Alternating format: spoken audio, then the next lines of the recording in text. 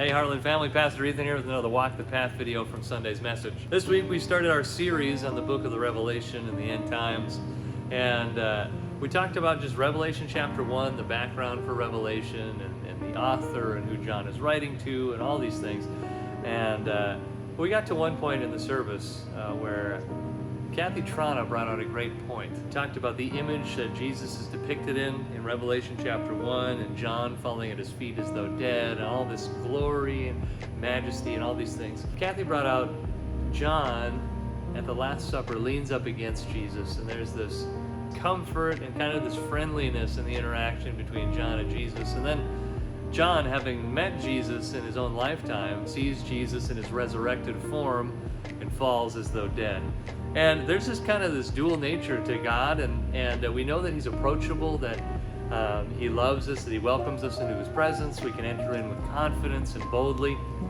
But at the same time, He's so glorious. Seeing Him in all His glory is enough to make us as though we were dead, right? And so this week, as we go into our prayers, as we start praying for people, I said this at the end of the service, but I think it's just a good reiteration. As we go into our prayers this week, maybe take a moment to reflect on the nature of Christ in all His glory, and also in all His invitation, in His welcoming, and His friendliness, and the confidence we can enter. Because there's this dual nature to it, and I think it's a beautiful thing. We know that God is holy, but He loves all, and He doesn't want anyone to perish, and He wants us all to come in, and He welcomes us. But we serve a great God who's powerful and amazing, and is the ruler of the 7 stars, right, as we talked about, and to hold Him in holiness and reverence, but knowing that we can enter boldly with confidence.